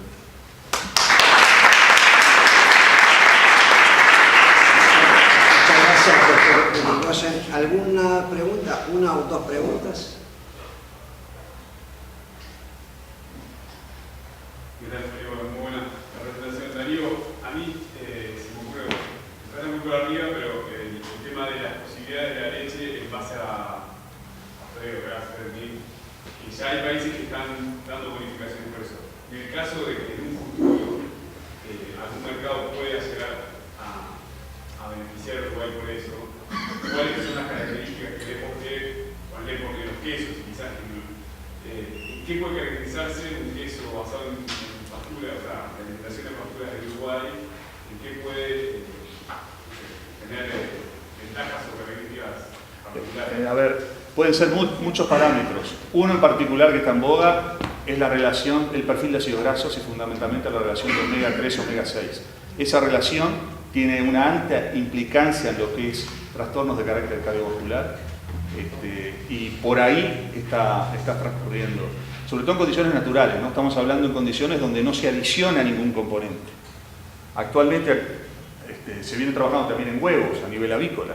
Se está tratando de producir un enriquecimiento natural a través del suministro de determinada dieta a las gallinas para que aumenten los contenidos de omega 3. Eso me parece que es uno de los elementos a destacar. ¿Y eso ya se ve en el estudio que hicieron ustedes? Eso ya se ve. El trabajo ese que nosotros estamos publicando tiene justamente perfiles de ácido graso, donde la relación de omega 3 omega 6 es favorable, ¿verdad? Y bueno, eso es beneficioso. Todo esto va también de la mano de mucho marketing. Se necesita más trabajos científicos, más publicaciones de nosotros en el exterior como esa y muchas más para ir a negociar y conseguir mercados y vender nuestros productos. Muchas gracias. Una pregunta, un medio pregunta mejor. Una pregunta, cuando hablaba Darío de todos los productos, de los símiles que se van desarrollando, ¿tenés información del análisis a nivel de consumidores? Si esa calidad del producto que se genera es similar a la leche desde el punto de vista del sabor, del aroma, o hay diferencias importantes. Sí, hay diferencias. Lo que pasa es que hay consumidores, así como hablamos de los veganos, o sea, se está dividiendo la población y hay quien no quiere comer productos de origen animal. O sea, si bien comen algo que tenga que ver con los animales, muchas veces lo que hay detrás, cómo se tratan los animales, cómo se establecen los sistemas productivos, genera, sobre todo a nivel mediático, mala prensa, que hay gente que se inclina para un lado o para el otro. Lo cierto es que el balance de esos productos símiles, como te digo, se hace a través de sistemas en batch, de levaduras que son clonados con genes de determinadas caseínas y se le adicionan otros componentes y se generan productos que, bueno, dista mucho de lo que es la leche. La leche es un producto altamente complejo, con muchísimos componentes, que seguramente un producto de este tipo no te los proporciona. Bueno, muchas gracias, doctor Irigoyen. Bueno, vamos a hacer una excepción. Me quedan creo que 4 horas de presentación.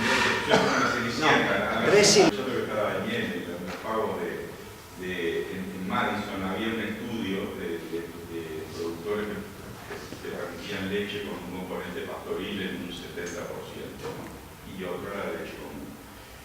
Y no solo lo que vos decís, que lo mismo dicen los trabajos de Alejandro, sino que allí iban un poco más lejos, y en los quesos cheddar hacían paneles de degustación y por supuesto con panelistas entrenados, y lograban separar en más de un 90% aspectos que a veces lo químico no lo interpreta tan claro, pero que es como un agregado a lo que puede ser un aspecto diferencial. Hay un componente, si me permitís, que tiene que ver, se ata con todos los productos y todo lo que hablaba, inclusive hasta con la miel, que son los BOC, los productos orgánicos volátiles. Esa es otra, inclusive se usa como trazador y como marcador en muchos productos. Nosotros tenemos unos trabajos que ahora estamos preparando para publicar, que uno de alguna manera logra encontrar diferencias en muchas sustancias que son de carácter volátil, que son van incorporadas con la dieta y particularmente en las pasturas. De hecho, hay muchos trabajos que se vienen desarrollando donde existen algunas pasturas en particular, pasturas nativas o de campo natural, que habría que estudiarlo, donde hay sustancias que son impartidas a esos productos. En la miel pasa algo parecido. Ok, muchas gracias. Vamos a pasar...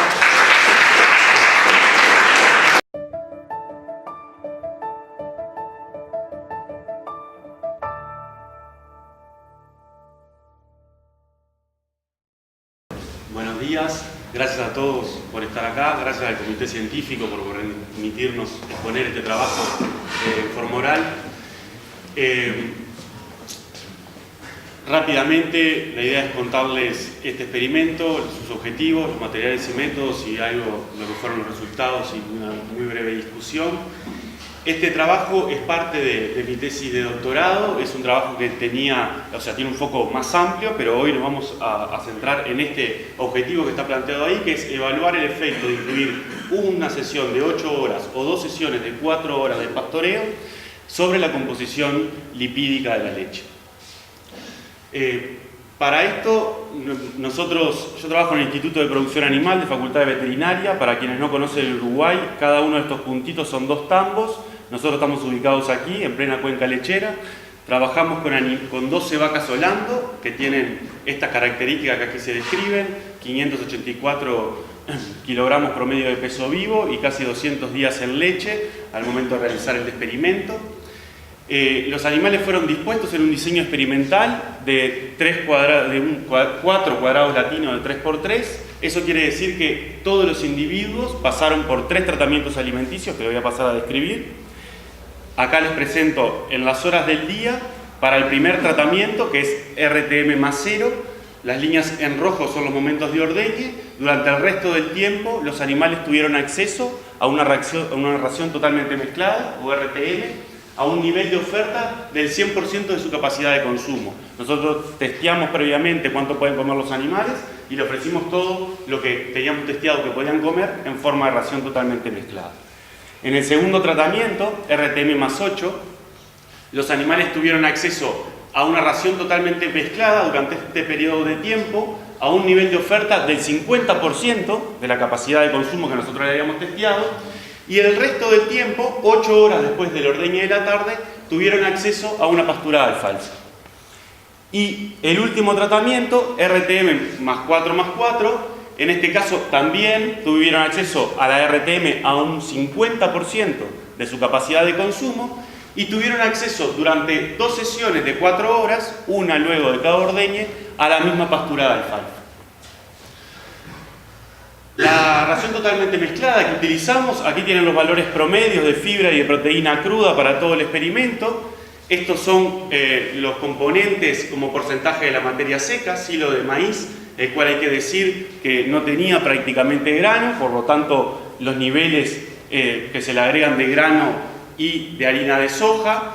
Esta ración fue formulada con el NRC de 2001 para soportar producciones de 30 kilogramos de leche para vacas con esas características que les describí anteriormente. Y además tenía un núcleo que tenía los componentes vitamínicos minerales y los aditivos normales para vacas con estos niveles de productividad. La alfalfa que utilizamos, estos son los valores promedios también de las mismas características para todo el periodo.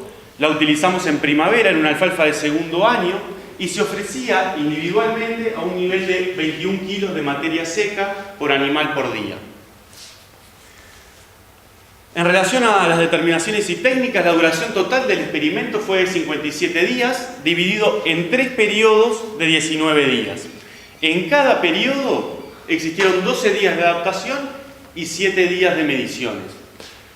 Durante los primeros 5 días de mediciones determinamos el consumo de RTM mediante el pesaje de lo ofrecido y de lo rechazado en los comederos que se veían en la foto anteriormente. El consumo de alfalfa se determinó también durante los mismos 5 días. Para ello lo que nosotros hicimos fue cortar el 10% del área ofrecida a los animales antes de que entraran a pastorear. Los animales entraban, pastoreaban en esa fracción delimitada que tenía 21 kilos de materia seca ofrecida y luego de que salían se cortaba el 10% del área para determinar el desaparecido, el cual nosotros asumimos como el consumo. En relación a la producción y la composición de leche, durante los mismos 5 días que nosotros medíamos el consumo de los alimentos, medíamos en cada ordeñe individualmente, mediante lactómetros, la producción de leche. Durante los días 2 y 3, o sea, durante 4 ordeños, en cada ordeño se tomaron muestras en tubos con bromopol para realizar el análisis de composición, básicamente grasa, proteína, lactosa. Y durante el tercer día, en los 2 ordeños, se tomaron muestras sin conservante que se guardaron a menos 20 grados centígrados para posterior análisis del perfil lipídico. Esas muestras se descongelaron a temperatura ambiente, se realizó la extracción lipídica según lo descrito con FEN. Básicamente lo que ven en este Eppendorf es esta primera capa, que es la que tiene en los componentes lipídicos con la cual nos quedamos, lo otro se descartaba. Ese extracto se realizó un GC masa, o sea, una cromatografía gaseosa, los ácidos grasos se metilan, se realiza el cromatograma y se compararon los tiempos de retención con estándares comerciales que aquí abajo les describo para poder cuantificarlos individualmente. El modelo estadístico que utilizamos para el análisis de estos datos comprendía la media, los efectos aleatorios del cuadrado, del periodo anidado al cuadrado, del animal anidado al cuadrado y el efecto fijo del tratamiento más la suma de los errores. Las medias se sometieron a un test de Taki y las diferencias se declararon con P menores a 0,05 y tendencias con P menores a 0,01. Concretamente, los resultados que encontramos, acá les voy a presentar para los 3 tratamientos, el error estándar y la significancia, para diferentes parámetros. En esta primera instancia, vean que no encontramos diferencias en la producción de kilogramos de leche corregido al 3,5% de grasa según la fórmula que allí figura, y tampoco encontramos diferencias en la producción total o el porcentaje de grasa para esos animales. Cuando fuimos a ver el perfil de ácidos grasos, aquí les presento algunos ácidos grasos seleccionados expresados como gramos cada 100 gramos del total de ácidos grasos, perdonen la sigla ahí. Y vemos que encontramos una tendencia a tener mayor concentración de ácidos grasos saturados para aquellos animales que comieron solo RTM respecto a aquellos animales que habían tenido inclusión de pastura en su dieta. Encontramos una diferencia en relación al ácido transvancénico. Los animales que tuvieron el pastoreo fraccionado presentaron mayor concentración de TBA que los otros dos tratamientos. Y encontramos una tendencia a presentar un mayor porcentaje de CLA, de este ácido en particular, de los animales que comieron el pastoreo en forma fraccionada respecto a los animales que comieron únicamente TMR. Cuando analizamos por origen, ¿sí?, o agrupando, no encontramos diferencia en la relación de saturados e insaturados, tampoco detectamos diferencias en los grasos mono o poliinsaturados, pero sí en el total de ácidos grasos trans, encontrando una mayor concentración de ácidos grasos trans totales para aquellos animales que consumieron el pastoreo fraccionado respecto a los otros dos tratamientos. La mayoría de estos ácidos grasos trans son estos dos isómeros que aquí les presento. Aquí abajo les puse los otros que consideramos por las dudas, pero créanme que más del 90% del total de esos ácidos grasos trans están compuestos por estos dos isómeros y particularmente por el ácido transvancénico, que está descrito como el principal ácido graso trans de la leche. Ácidos grasos trans que no son los de la margarina, ¿sí?, que en general tienen particularmente CLA, un componente benéfico o nutracéutico para la salud humana, y el ácido transvancénico con una potencial transformación en el intestino de los mamíferos a ácido CLA. Nosotros esperábamos, en cierta medida, encontrar diferencias entre lo que era el perfil de los animales que no comían pasto en relación a los que lo comían. Pequeñas inclusiones de pastura han demostrado que modifican el perfil de ácidos grasos de la leche. No esperábamos así tener las diferencias que encontramos en torno a lo que era el fraccionamiento del pastoreo. Para explicar o tratar de discutir a qué pensamos nosotros se pueden deber estas diferencias, le voy a mostrar un resultado que es de consumo. Aquí les presento los kilogramos de materia seca consumida de RTM en este color para los tres tratamientos. No hubo diferencias en el consumo de RTM entre tratamientos, pero sí detectamos una diferencia en el consumo de alfalfa de de 1,2 kg, lo que determinaron que estos animales además igualaran el consumo. Pero independientemente de eso, puede ser este mayor consumo de alfalfa el que esté en parte explicando las diferencias que encontramos entre los animales que comieron fraccionado o no el pastoreo, pero también creemos que puede haber efectos que tienen que ver con el ritmo con que entraron los diferentes sustratos al rumen y que hayan causado los efectos que estamos percibiendo a nivel de composición de ácido graso de la leche.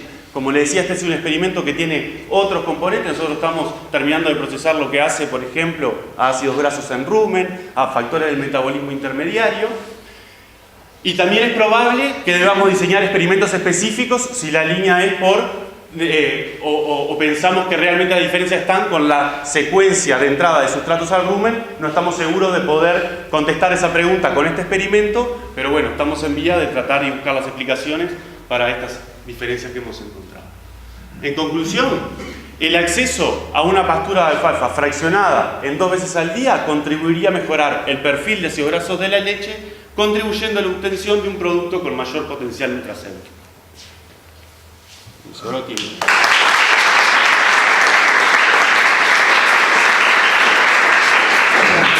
Muchas gracias, doctor Santana.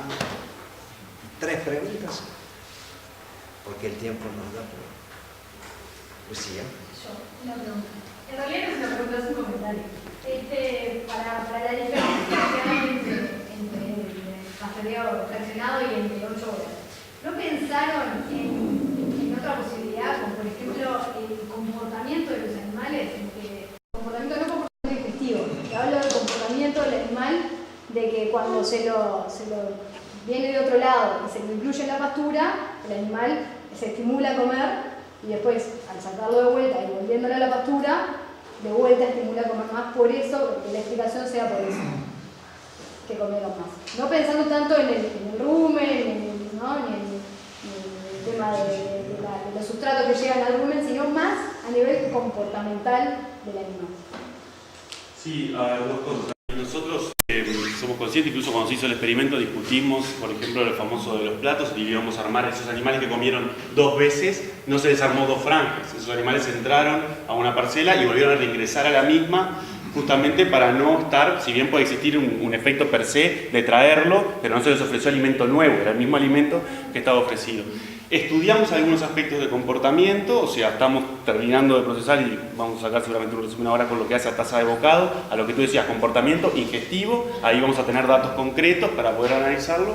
Ahora, eso termina redundando en la ingesta de nutrientes y el metabolismo intermediario, o sea, me cuesta disociarlo y ver que podamos encontrar algunos elementos de comportamiento. Quizás sí, pensé que iba a ser por el descanso o por otros aspectos, que ahí, por ejemplo, capaz que no tenemos datos, o sea, no medimos específicamente las horas de descanso, eso no lo voy a poder contestar. El comportamiento del animal en el pasteleo cuando se lo reingresa de otro lugar a un pasteleo de vuelta. Y bueno, ahí comportamiento digestivo vamos a tener datos.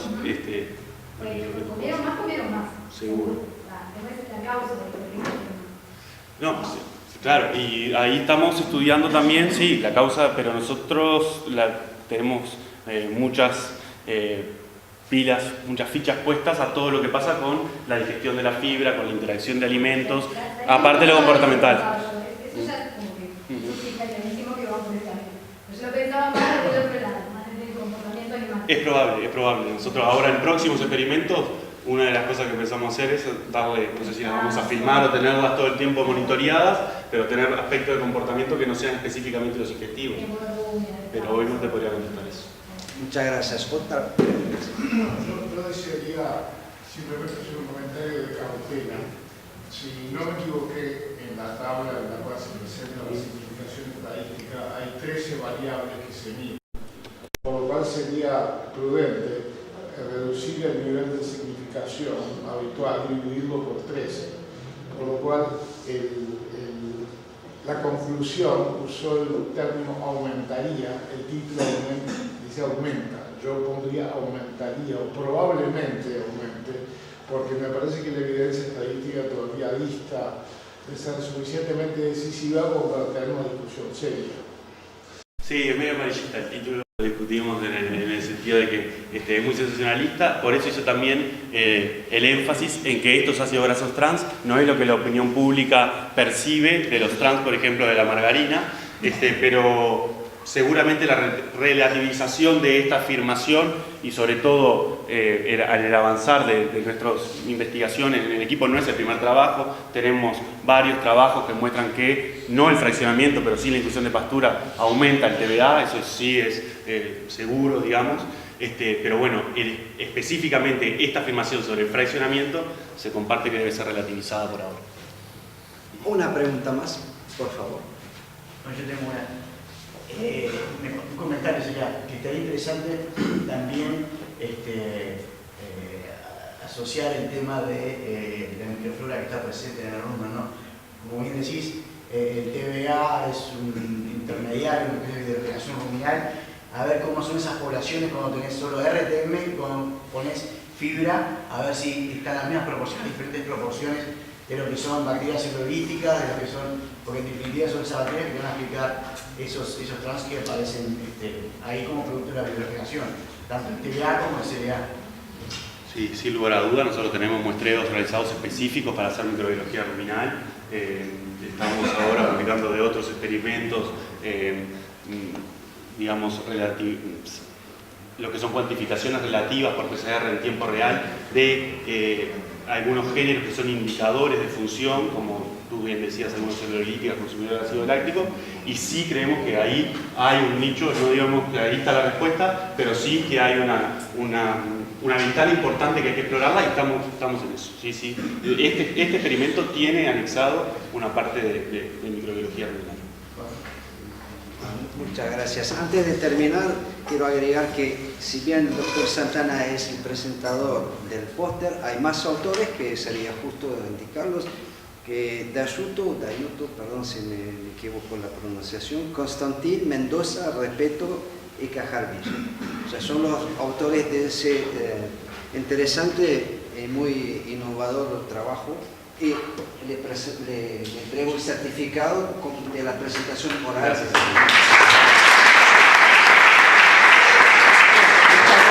gracias a todos, a los conferencistas, a los asistentes.